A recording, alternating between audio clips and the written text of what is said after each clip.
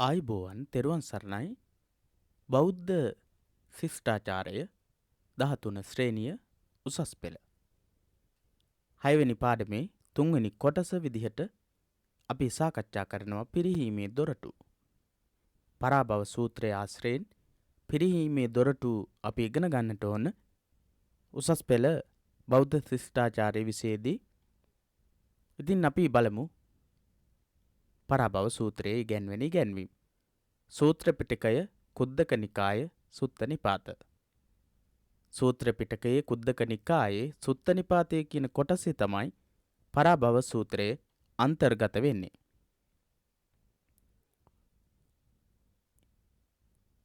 ඒවං මේ සුතන් ඒකං සමයන් භගවා සාවත්තියං විහෙරති 제තවනේ අනාථ පිණ්ඩිකස්ස ආරාමේ.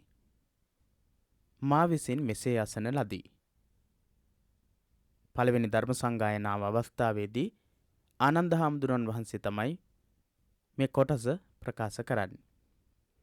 බුදුරජාණන් වහන්සේගෙන් මම මේ විදිහට තමයි ශ්‍රවණය කළේ කියන අදහස තමයි එහි අන්තර්ගත වෙන්නේ. ඒකන් සමයන් භගවා එක් සමයකදී භාග්‍යවතුන් වහන්සේ සාවත්තියන් විහෙරති 제තවනේ සාවත්තියන් 제තවනේ විහෙරති සවැත් නුවර 제තවනාරාමේ වැඩ වාසය කරති. අනාථ පිණ්ඩිකස්ස ආරාමයේ අනේපිඩු සිටුතුමා විසින් කරවා පූජා කරන ලද ආරාමේ. අතකෝ අඤ්ඤතරා දේවතා අභික්ඛන්තාය රත්තිය අභික්ඛන්ත වන්නා කේවලකප්පං 제තවනං ඕභාසෙත්වා යේන භගවා තේනුපසං කමි. අතකෝ එකල්හි ඉක්බිති අඤ්ඤතරා දේවතා එක්තරා දේවතාවෙක් අභික්ඛන්තාය රත්ත්‍යා මධ්‍යම රාත්‍රියේ ඉක්ම ගිය කල්හි අභික්ඛන්ත වන්නා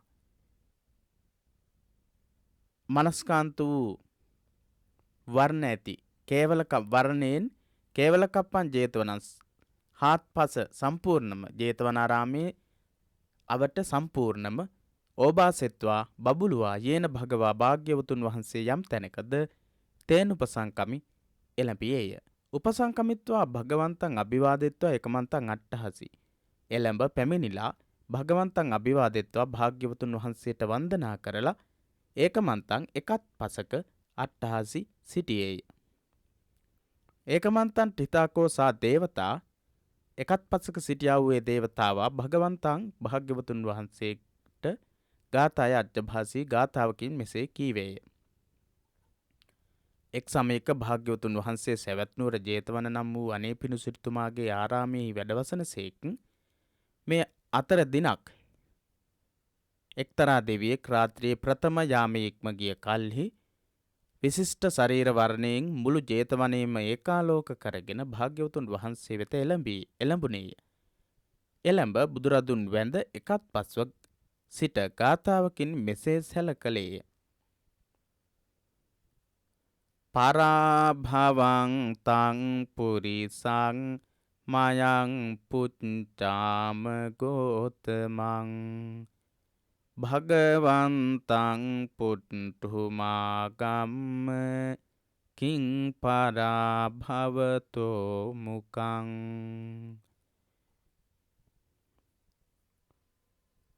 ගෞතමයන් වහන්ස අපි පිරිහෙන පුද්ගලයා පිළිබඳව විමසමින් සිටිමු.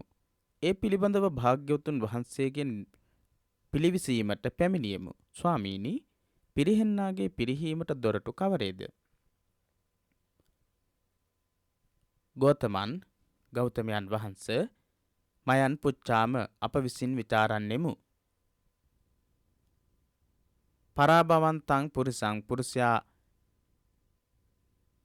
පිරිහීමට හේතු වන්නා වූ කරුණු භගවන්තං පුට්ටුමාගම්ම පැමිණ ඔබ වහන්සේගෙන් විචාරන්නෙමු. කිං පරාභවතෝ මුකන් කුමක්ද මොනවාද පිරිහීමේ දොරටු?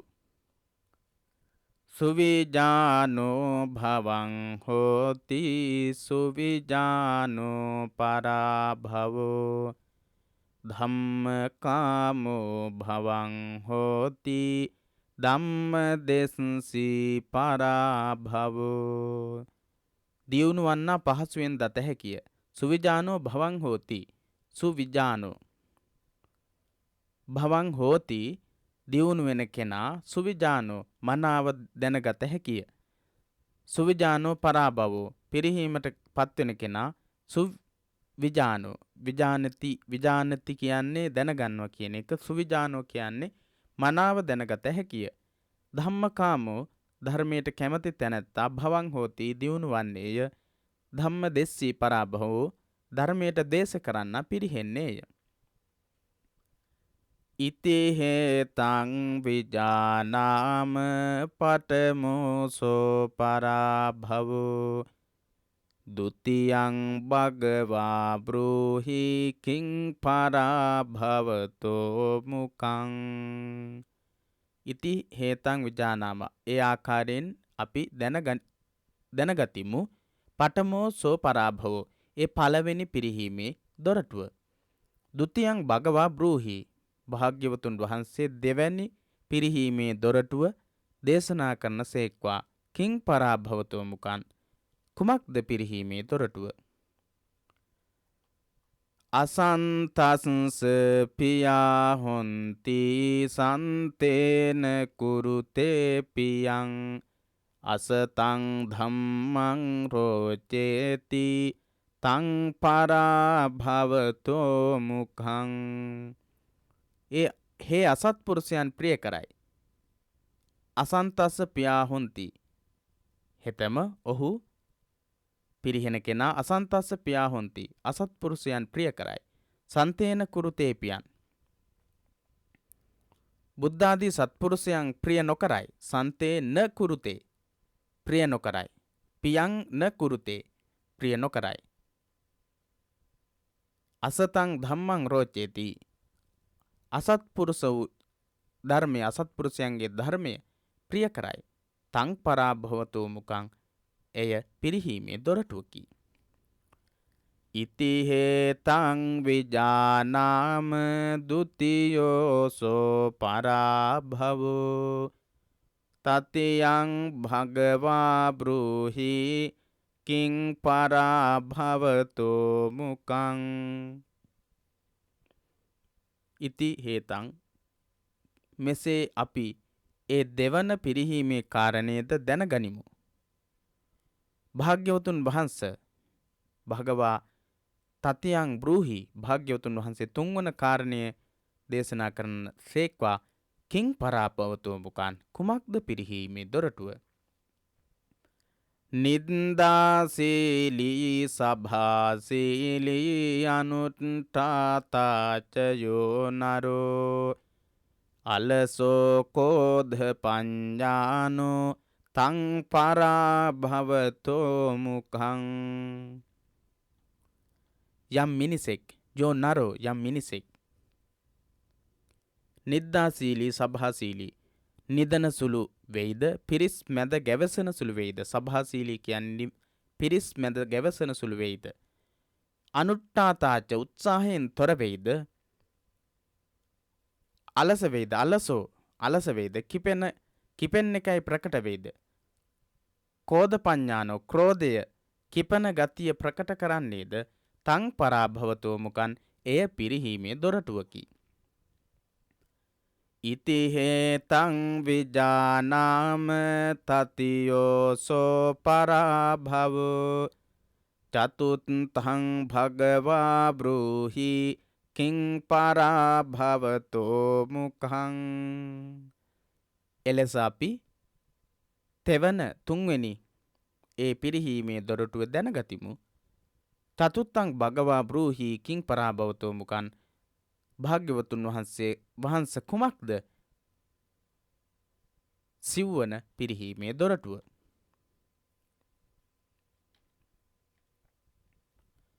යෝ මාතරං වා පිතරං වා ජින්නකං ගත යොබ්බනං පහුසන්තෝන භරති තං පරාභවතෝ මුඛං. යෝ යමෙක් මාතරං වා පිතරං වා ජින්නකං ගත යොබ්බනං ජීර්ණ තත්වයට පත් වූ මහලු වියට පත් ගත යොබ්බනං ගෙවී ගිය යෞවන වයස් ඇති වයස්ගත වූ යෝ යමෙක් මාතරංවා පිතරංවා මව හෝ පියා හෝ පහු සන්තෝ න භරති පහු සන්තෝ හැකියාව තිබියදී න භරති පෝෂණය නොකරයිද තං පරාභවතෝ මුකන් ඒ පිරිහීමේ දොරටුවකි. ඉති හේතං විජානාම චතුත්තෝසෝ පරාභවෝ පංචමං භගවා බ්‍රූහි කිං පරාභවතෝ මුකං. ඉති හේතං විජානාම ඒ ආකාරයෙන් අපි දැනගතිමු චතුත්තෝසෝ පරාභවෝ ඒ හතරවෙන පිරිහීමේ දොරටුව. පංචමං භගවා බ්‍රූහි කිං පරාභවතෝ මුකන් භාග්‍යවතුන් වහන්ස පස්වන පිරිහීමේ දොරටුව කුමක්ද? යෝ බ්‍රාහ්මනං වා සමනං වා අඤ්ඤං වාපි වනිබ්බකං මුසාවාදේන වංචේති තං පරාභවතෝ මුඛං. යමෙක් බමුණෙක් හෝ ශ්‍රමණයන් වහන්සේ නමක් හෝ වෙනත් යම්කිසි යදියෙකු හෝ බොරුවෙන් රවටයිද එය පිරිහෙන්නාගේ දොරටුවකි. යෝ යමෙක් බ්‍රාහ්මණංවා බ්‍රාහ්මණයින් හෝ සමනංවා ශ්‍රමණෙක් හෝ අඤ්ඤං වාපි වනිබ්බකං අනෙක් අසරණ යදියෙකු හෝ මුසාවාදේන වංචේති බොරුවෙන් වංචා කරයිද තං පරාභවතෝ මුකන් ඔහුගේ පිරිහීම සිදුවේ. ශ්‍රමණයින් වහන්සේලා බ්‍රාහ්මණයින් එවැගේම දිලිඳු අයව බොරු කියලා රවට්ටනවා නම් ඒ අය පිරිහීමට පත්වෙනවා. ඉති හේතං විජානාම පංචමෝසෝ පරාභවෝ චට්ඨමං භගවා බ්‍රූහි කිං පරාභවතෝ මුඛං. ඉති හේතං විජානාම එලෙස අපි දැනගතිමු පංචමෝසෝ පරාභවයේ පස්වෙනි පිරිහීමේ කරුණ. චට්ඨමං භගවා බ්‍රූහි කිං පරාභවතෝ මුකන් භාග්‍යවතුන් වහන්ස හයවන පිරිහීමේ දොරටුව පිරිහීමේ කාරණය කුමක්ද?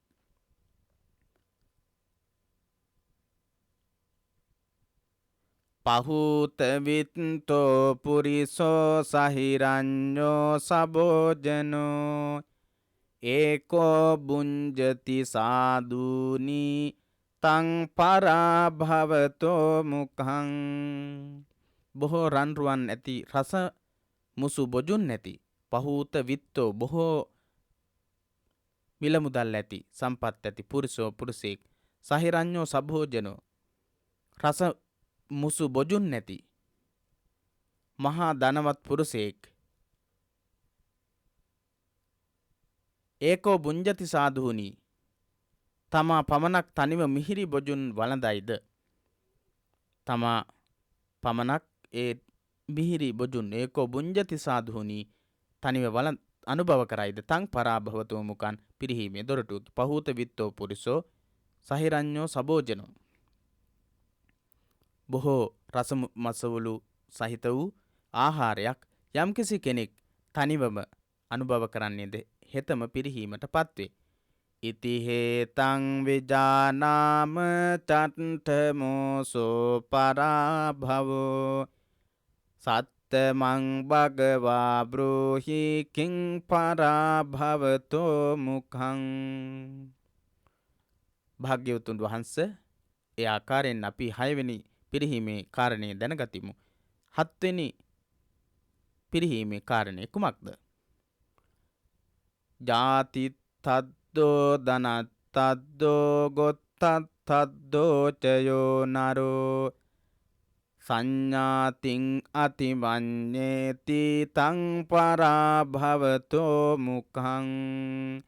යම් මිනිසෙක් ජාති මදයෙන් තද වූයේ ජාති තද්දෝ ජාති මදයෙන් තද වූයේ ධනත් තද්දෝ ධන මදයෙන් තද වූයේ දැඩි වූයේ ගොත්තත් තද්දෝ ච ගෝත්‍රයෙන් කුල මදයෙන්ද තද වූයේද නෑයන් හෙලා දකීද සංඥාතින් සංඥාතින් කියලා හැදෙන්නේ ස ඥාතින් සංඥාතින් කියලා හැදෙනවා. ඤ අකුර දිත්ව වෙලා. සංඥාතින් අතිමඤ්ඤේති තමන්ගේ ඥාතින් අතික්‍රමණය කරදී ඉක්මවා සිටීද තං පරාභවතු මුකං ඒ පිරිහීමේ දොරටුවකි. ඉති හේතං විජානාම සත්තමෝසෝ පරාභවෝ අට්ඨමං භගවා බ්‍රූහි කිං පරාභවතෝ මුඛං. ඒ ආකාරයෙන් හත්වෙනි පිරිහීමේ දොරටුව දැනගතිමු. භාග්‍යවතුන් වහන්සේ කුමක්ද අටවන පිරිහීමේ කාරණාව? ඉත්ති දුත්තෝ සුරා දුත්තෝ අක්කදුත්තෝ චයෝ නරෝ ලද්ධං විනාසේති තං පරාභවතෝ මුකං.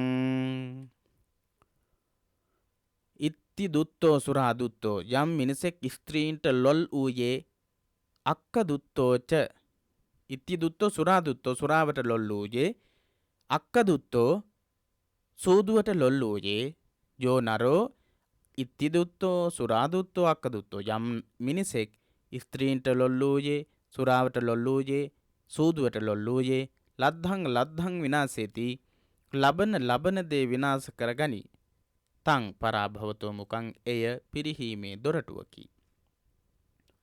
ඉති හේතං විජානාම අට්ඨමෝසෝ පරාභවෝ නවමං භගවා බ්‍රෝහි කිං පරාභවතෝ මුඛං. ඒ ආකාරයෙන් භාග්‍යවතුන් වහන්සේ අටවන පිරිහීමේ දොරටුව දැනගතිමු.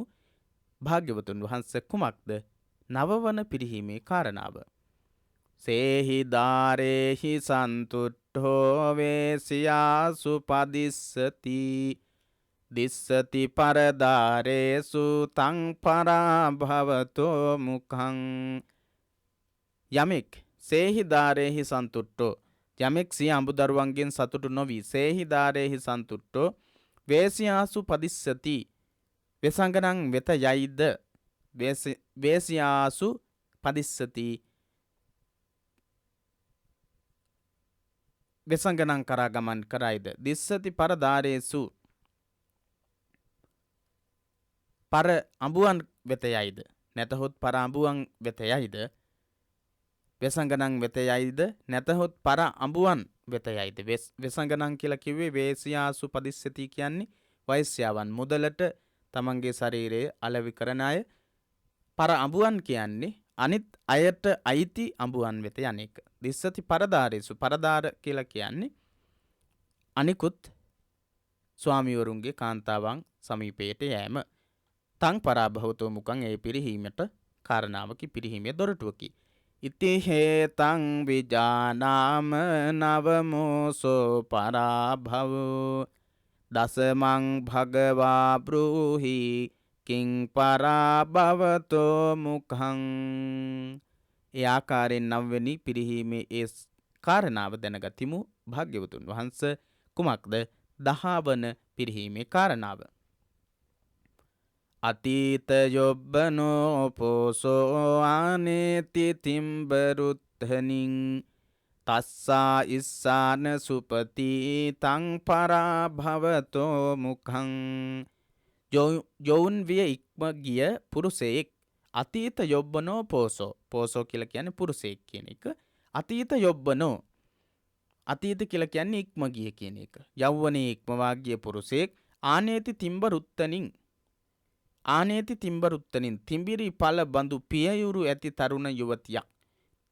තිඹිරි පල වැනි පියයුරු ඇති තැනැත්තිය කියන එකෙන් අදහස් කරන්නේ යොවුන් වේ නව යොවුන් වේ සිටිනා වූ කාන්තාවක්. වයසට ගියපු පුරුෂයෙක් තරුණ වයසේ සිටින තිඹිරි ගැටවන් පියයුරු දරන කාන්තාවක් සරණ කරගන්නේද තස්සා ඉස්සාන සුපති. හෙතම ඇය පිළිබඳ ඉරිසියාවෙන් නින්ද පවා නොලබයි. තස්සා ඉස්සාන සුපති න සුපති සුකන් සුපති සුවසේ නිදයි කියන එක. සුකන් සුපති කියන එක මෙත්තානිසංස සූත්‍රයේ සඳහන් වෙනවා. සුපති කියලා කියන්නේ සුපති කියලා කියන්නේ මනාව නිදනවා කියන, සුපති කියලා කියන්නේ න සුපති මනාව නොනිදයි. තස්සා ඉස්සාන තස්සා ඉස්සා. ඇය කෙරෙහි ඉරිසියාවෙන් න සුපති නොනිදයි තං පරාභවතු මුකං ඒ පිරිහීමේ දොරටුවකි. ඉති හේතං විජානාම දසමෝසෝ පරාභවෝ ඒකාදසමං බ්‍රෝහි කිං පරාභවතු මුඛං. මෙසේ අපි ඒ දසවන පිරිහීමේ කාරණය දැන් දනිමු. ඉති හේතං විජානාම මෙලෙස දැනගතිමු දසමෝසෝ පරාභවෝ ඒ පිරිහීමේ 10වෙනි කාරණය. ඒකාදසමං භගවා බ්‍රූහි. ඒකාදසම 11වෙනි කාරණේ භාග්‍යවතුන් වහන්සේ කුමක්ද? ඉත්ති සොන්ඩින් විකිරණින් පුරිසං වාපිතාදිසං ඉස්සරියස්මින් තපහාපේති තං පරාභවතෝ මුඛං. ඉත්ති සොන්ඩින් විකිරණින් පරස්ත්‍රීන් පරපුරුෂයන් සුරා සූදු ආදියට ලොල්ලූ පුරිසං වාපිතාදිසං ඒවා සඳහා ධනය විසුරුවන ස්ත්‍රියෙක්, එවන් ස්ත්‍රියෙක් ඉස්සරියස්මින් තපාපේති ආධිපත්‍යයෙහි යොදවන්නේද, ප්‍රධානත්වයෙහි යොදවන්නේද තං පරාභවතෝ මුඛං ඒ පිරිහීමේ දොරටුවකි. ඉත්ති සොන්ඩින් විකිරණින් ස්ත්‍රී ලෝලී වූ, සුරාවෙහි සූදුවෙහි ලොල්ලූ, පුරුසං වාපිතාදිසං පුරුෂෙක් හෝ ස්ත්‍රියක් අධිපතිත්වයේ ස්ත්‍රී පරස්ත්‍රීන් පරපුරුෂයන් සුරා සූදු ආදියට ලොල්ලූ ඒවා සඳහා ධනය විසුරුවන ස්ත්‍රියක හෝ පුරුෂයෙකු ගෙදරක හෝ යම්කිසි ආයතනයක අධිපති තනතුරෙහි තබයි නම් ඒ පිරිහීමේ දොරටුවකි. ඉති හේතං විජානාම ඒකාදසමෝසෝ පරාභවෝ ද්වාදසමං භගවා බ්‍රූහි කිං පරාභවතෝ මුඛං. ඒ ආකාරයෙන් 11වෙනි කාරණය දැනගතිමු භාග්‍යවතුන් වහන්සේ. කුමක්ද 12 වන පිරිහීමේ කාරණාව? අප්පභෝගෝ මහතන්හෝ කත්තේ ජායතේ කුලේ සෝච රජ්ජං පත්තයති තං පරාභවතෝ මුඛං. අප්පභෝගෝ මහතන්හෝ භවභෝග සම්පත් අල්ප වූ අප්පභෝගෝ මහතන්හෝ එහෙත් මහත් තෘෂ්ණාවක් ඇති මහතන්හෝ කත්තියේ ජායතේ කුලේ යම් පුද්ගලයෙක් රාජකීය පවුලක උපදීද අල්ප භෝග ඇති මහා තණ්හාවක් ඇති කෙනෙක් කත්තියේ ජායතේ කුලේ ශස්ත්‍රීය ආදී උසස් වූ කුලයක උපදීද හෙතෙම සෝ ච රජ්ජං පත්තේති රජකමද පතයිද සෝ රජ්ජංච පත්තේති රාජ්‍යද පතයිද රජකම ප්‍රාර්ථනා කරයි තං පරාභවතෝ මුඛං පිරිහීමට පත්වෙන දොරටුවකි. අල්ප වූ භෝග ඇති මහත් වූ තණ්හාවක් ඇති හැබැයි ශස්ත්‍රීය ආදී උසස් කුලයක ඉපදිලා ඉන්නවා. හෙතෙම ඔහු රජකමත් ප්‍රාර්ථනා කරනවාද ඔහු පිරිහීමට පත්වේ. ඒතේ පරාභවේ ලෝකේ පණ්ඩිතෝ සමවෙක්ඛිය අරියෝ දස්සන සම්පන්නෝ සලෝකං භජතේ සිවන්ති. ඒතේ පරාභවේ ලෝකේ නුවණැති පුද්ගලයා මේ කියන ලද පිරිහෙන කරුණු මැනවින් දැක නුවණින් පිරිසිඳ දක්නා සුළු අර්ථය ආර්ය පුද්ගලයෙකු ලෙසින් පණ්ඩිතෝ සමවෙක්කිය ආර්ය පුද්ගලයෙකු අරියෝ දස්සන සම්පන්නෝ උතුම් වූ දෙය වැදගත් දේ නිවැරදි දේ දකින සුළු වෙන්නේ සලෝකං භජතේ සිවන්ති කටයුතු කොට පරලොව සුගතියට යන්නේ. පරලොව සලෝකං භජතේ සිවන්ති සුගතියට යන්නේ. සලෝකං භජතේ සිවන්ති හෙතෙම පරලොව සුගතියට පරලොවදී සුගතියට යන්නේ. ඒතේ පරාභවේ ලෝකෙ මේ පිරිහීමේ දොරටු පිළිබඳව දැනගෙන පණ්ඩිතෝ සමවෙක්කියේ පණ්ඩිත වූ නුවණැති කෙනා අරියෝ දස්සන සම්පන්නෝ උතුම් වූ දර්ශන සම්පත්තියෙන් හැමදේම දක්නා වූ සුළු නුවණින් යුක්තව කටයුතු කරන හෙතෙම සලෝකං භජතේ සිවන්ති මරණයෙන් පසු දිව්‍ය ලෝකාදී සම්පත් ලබන්නේ කියන අර්ථය. මේ පිළිබඳව අපි විවරණයක් සාකච්ඡා කරමු. එතකොට අපිට තවත් පැහැදිලි කරගන්නට පුළුවන්කම හැකියාව තියෙනවා. ඉතින් ඊට අමතරව ඔබට සිහිපත් කර සිටිනවා මේ ගාථාවල දැක්වෙන විදිහට විශේෂිත තැන් ඔබ විසින් පාඩම් කරගත යුතුයි. ඒ විශේෂ කරුණු මතක තබා ගත යුතුයි. පිරිහීමේ දොරටු වෙන වෙනම ඔබ මතක තබා ගන්නට ඕන. දෙවියන් හා මිනිසුන් අතර මංගල කරුණු මොනවාදැයි කුකුසක් ඇති වූ අවස්ථාවේ දෙවියෙකු පැමිණ ඒ පිළිබඳ විමසූ විට මංගල යනු දෙලව දියුණුවට හේතුවන කරුණු බව පැහැදිලි කරමින්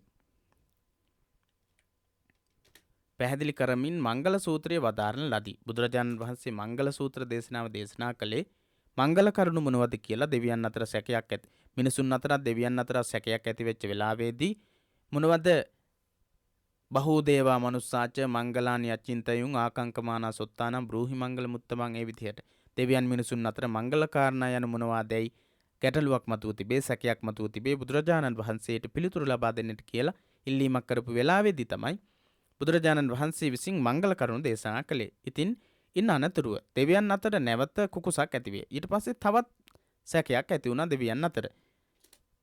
එනම් භාග්‍යවතුන් වහන්සේ වදාරන ලද්දේ දෙලොව දියුණුවට හේතු වන කරුණු පමණි. දෙලොව දියුණුවට හේතු වෙන කරුණු 38ක් තමයි දේශනා කළේ. ඒ කරුණු අපි මංගල සූත්‍රයේදී සාකච්ඡා කරනවා.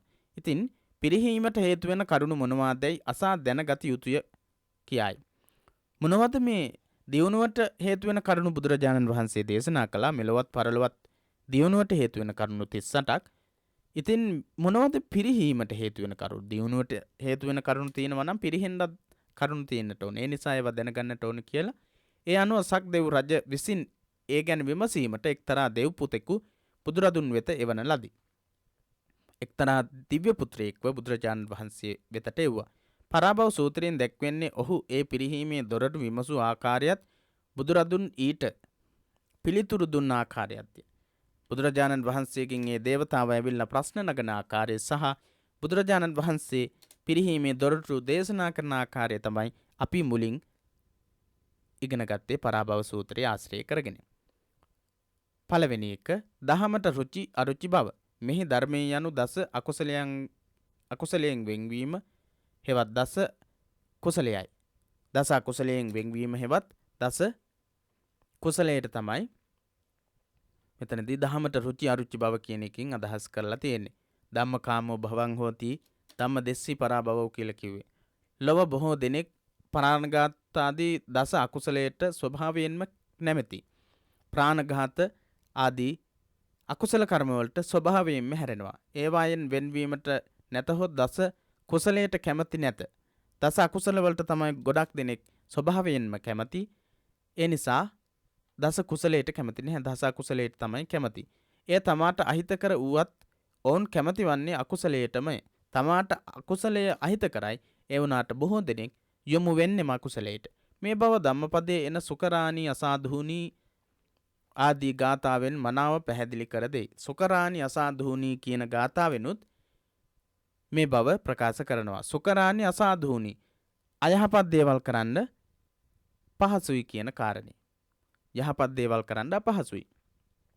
ඒත් බොහෝ දෙනෙක් යොමු වෙන්නේ අයහපත් දේවල් අකුසල කර්ම සිද්ධ කරන්න. ලෝකයේ පිරිහීමට ප්‍රධාන කාරණේ වී ඇත්තේ මේ කියන අධර්මයට ප්‍රිය කිරීම හා ධර්මයට එරෙහිවීමයි. ලෝකයේ පිරිහෙන්න ප්‍රධානම හේතුවක් වෙලා තියෙනවා.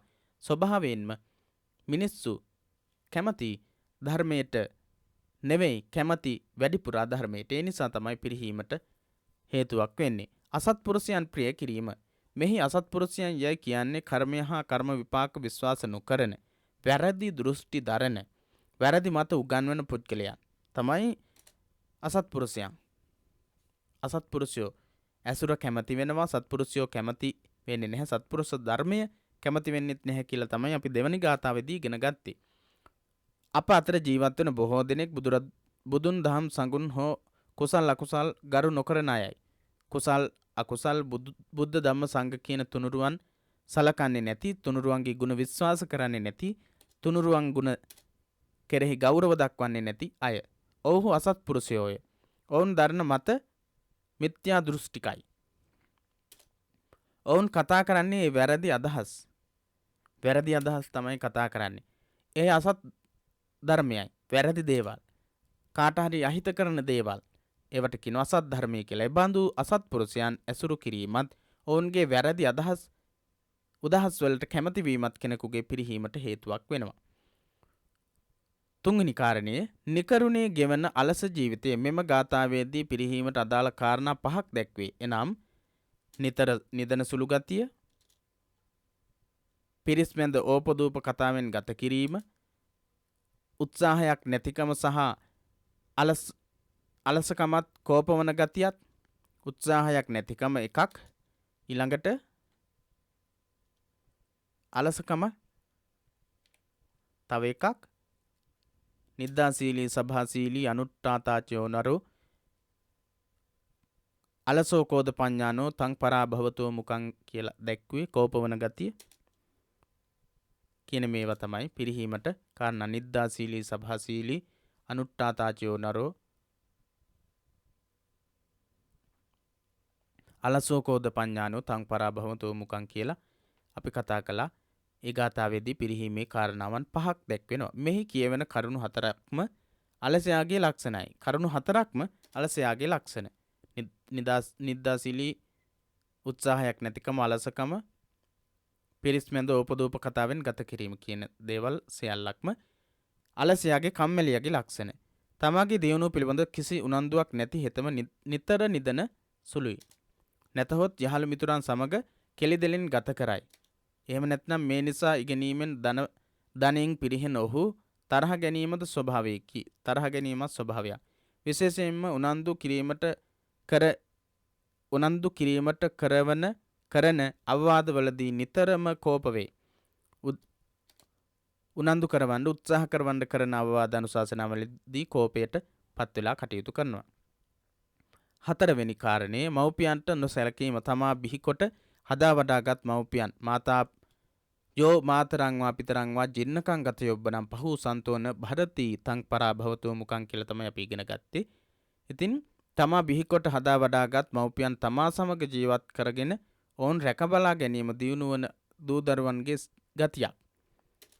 නැති බැරි දරුවෝ පවා අපහසුවෙන් නමුත් මේ දෙමව්පියන් රැක ගැනීම සිද්ධ කරනවා. එහෙත් කෙනෙකු හැකියාව තිබියදී ඒ නොකරන්නේ නම් එය ඔහුගේ පිරිහීමට හේතු වෙන බව මේ ගාථාවේ දේශනා කරනවා. පහෝ සන්තෝන භරති, හැකියාව තිබියදී පෝෂණය නොකරයිද ඔහු පිරිහීමට පත් වේ කියලා තමයි මේ ගාථා පාඨයේ අර්ථය. මහාන බමුණන් රැවටීම. සිල්වත් ගුණවත් මහාන බමුණෝ දායකයන් දෙන දෙයින් යැපෙන්නෝය. ඔවුන්ට යමක් පිදිය යුතු තැනදී මග හැරීම හෝ වංචාවෙන් රැවටීම පහත් ක්‍රියාවක්. මහාන බමුණන් පමණක් නොව දුගී මගී යාචකාදී කෙනෙක් වුණත් රවට්ටෙනවා නම් ඒක පිරිහීමට කාරණයක් වෙනවා. 5වෙනි කාරණින් ධනය තනිව භුක්ති විඳීම. සිංහලවාද සූත්‍රයේ, පත්තකම්ම සූත්‍රයේ වැනි සූත්‍රවලදී කෙනෙකු උපයන ධනයෙන් තමා සමග ජීවත් වෙන හෝ තමා හා බැඳුණු නෑහිත මිතුරන්, ගුරු, දෙමව්පියන් ආදී සියලු දෙනා සමග බෙදා හදාගෙන ජීවත් විය යුතු බව උගන්වලා තියෙනවා. විශේෂ සූත්‍ර කිහිපයක් අපි දැක්කුවා. සිංහලවාද සූත්‍රයේ, පත්තකම්ම වගේ සූත්‍රවල ගුරුවරු, දෙමව්පිය, වැඩිහිටි හැමදෙනාටම යුතුයකම් ඉටු කරමින් ගත කළ යුතු ආකාරයේ සූත්‍රවල සඳහන් වෙනවා. යම්කිසි ධනවතෙක් මසුරු සිටානන් මෙන් අන් කිසිවෙකු ගැන නොසලකා ආත්මාර්ථකාමී තමා පමණක් සුඛෝපභෝගීව ජීවත් වන්නේ නම් එය ඔහුගේ පිරිහීමට හේතු වෙනවා කියලා 5වෙනි ගාථාවෙන් අපි ඉගෙන ගත්තා. මාන්නාදික බව. කෙනෙක් තමන්ගේ ජාතිය නිසා හෝ ධනය නිසා හෝ කුලය නිසා හෝ වෙනත් දෙයක් නිසා හෝ ජාතිත්තද්දෝ ධනත්තද්දෝ ගොත්තත්තද්දෝ කියලා කිව්වා. අනිකක් නිසා හෝ තමාගේම නෑහිතවතුන් පහත් කොට සලකමින් තමාගේ මහන් තත්ත්කම් පෙන්වයි නම් ඔහු පිරිහීමට පත් වෙනවා. 8වෙනි කාරණේ දුසිරිතට ලොල්වීම. ස්ත්‍රීන්ට ලොල්ලු, සුරාවට ලොල්ලු, සූදුවට ලොල්ලු. ස්ත්‍රීන්ට ලොල්ලු, සුරාවට ලොල්ලු, සූදුවට ලොල්ලු. බොහෝ දෙනා තමාගේ දූදරුවන් ගැන පවා නොතකා උපයන ධනය ඒවාටම වැය කරති. සුරාවට, ස්ත්‍රීන්ට ලොල් වෙච්ච අය දරුවන් ගැනවත් හිතන්නේ නැතිව සුරාවට, සූදුවට තමන් උපයන දේවල් සියල්ලක්ම විනාශ කරනවා. මහදන සිටු පුත්‍රයා මේ හේතු නිසා සිටු තනතුරෙනුත් පිරිහි මෙලව හිඟමනකට ඇද වැටුණු කෙනෙක්. මහදන සිටු පුත්‍රයා ඒ වගේ ස්ත්‍රී ලෝලීත්වය, සුරා ලෝලීත්වය, සූදුවට ලොල්වීම කියන කරුණ නිසා තමන්ගේ සිටු තනතුරෙන් පවා පිරිහීමට පත් වෙලා විනාශයට පත්වෙච්ච කෙනෙක්, පිරිහීම කරා ගමන් කරපු කෙනෙක්. 9 වෙනි කාරණය පරදාර සේවනය. සිය බිරියගෙන් හෝ සැමියාගෙන් තෘප්තිමත් නොවි පර පුරුෂයන් හෝ පර අඹුවන් සේවනය කිරීමත්, එබඳු පුරුෂයන් වෙසඟනුන් ඇසුරු කිරීමත් පිරිහීමට හේතුවක්.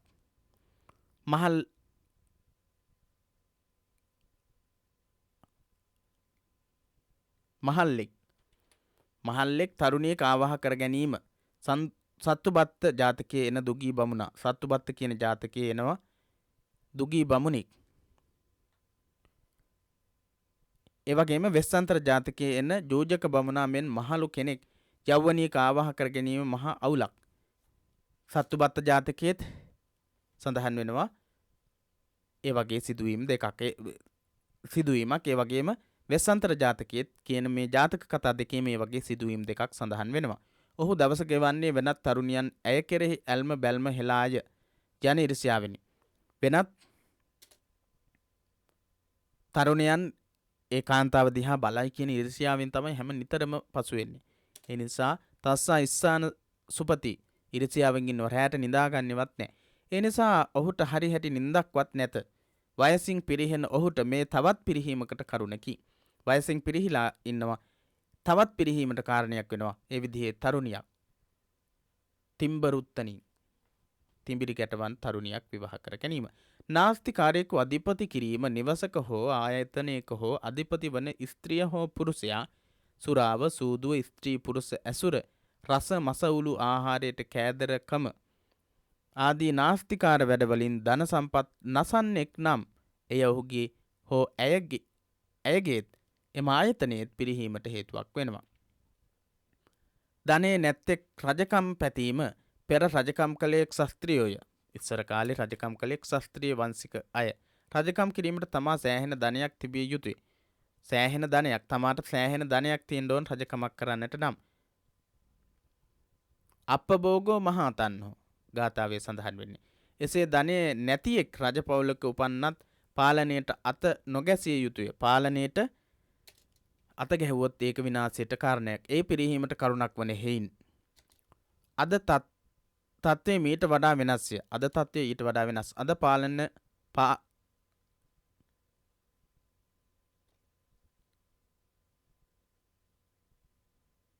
පාලනයට